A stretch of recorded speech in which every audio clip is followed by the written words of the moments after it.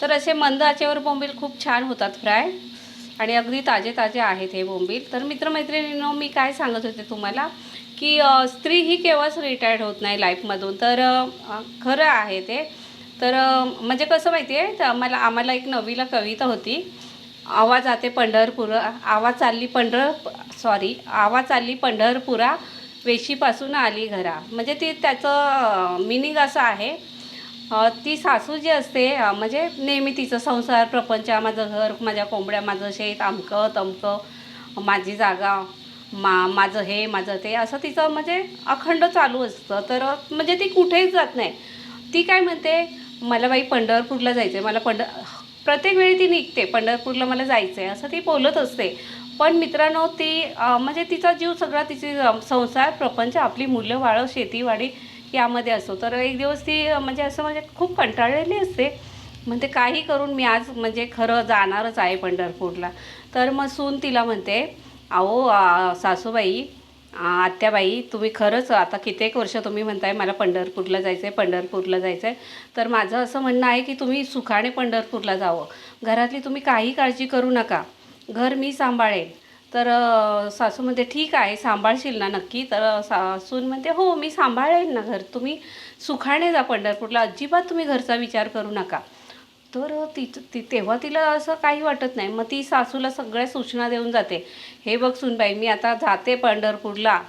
तर ते कणगीचं लिंपण आहे, कणगीचं लिंपण म्हणजे मित्रांनो, म्हणजे कणिंग असते ती, म्हणजे ती ह्याची असते, लाकडाची असते, आय थिंक बांबूची असते.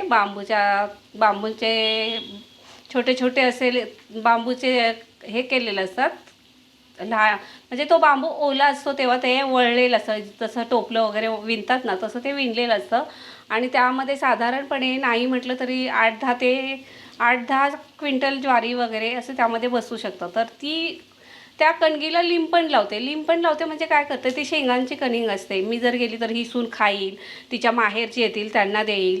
मग ती काय करते, त्या कणगीला लिंपण लावते. त्याला लिंपण कसं लावतात मित्रमैत्रिणींनो, जी कणिंग असते त्यामध्ये शेंगा असतात, म्हणजे सुकवलेल्या वगैरे छान असतात, आणि त्यावर असा कपडा टाकलेला असतो. कपडा किंवा एखादी पातळशी गोधडी असते, ती त्यावर अंथरायची आणि त्याच्यावर मातीचा थर, शेणाचा थर, आणि त्याने ते पूर्ण असं पॅक करायचं त्याला.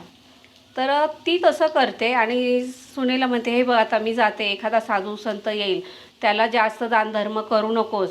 तुझ्या माहेरचे वगैरे येतील, त्यांना तूप, दही, लोणी वगैरे देऊ नको. फारसं म्हणजे ताक वगैरे दिलंस तरी चालेल, पण दही, दूध, लोणी त्यांना देऊ नकोस.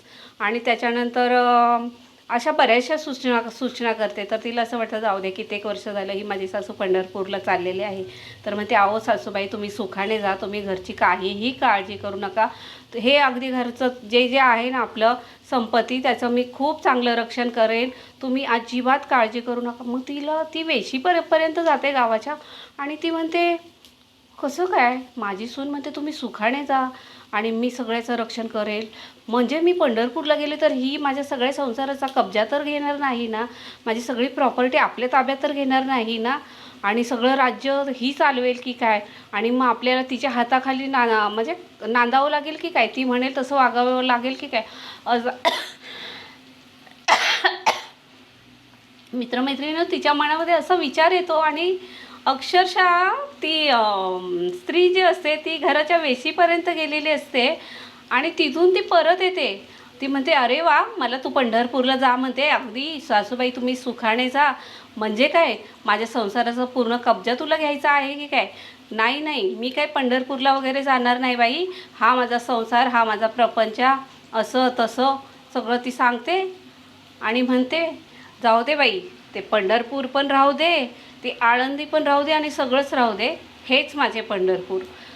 तर सांगण्याचं तात्पर्य असं आहे की म्हणजे स्त्री कितीही म्हातारी होऊ दे, किती म्हणजे घरामध्ये सून येऊ दे, नातसून येऊ दे, पण तिचा घराचा जो कब्जा असतो तो तिला सोडायचा नसतो. तिचं जे राज्य असतं, ती सत्ता जी असते संसाराची, तिच्याच हातात हवी असते.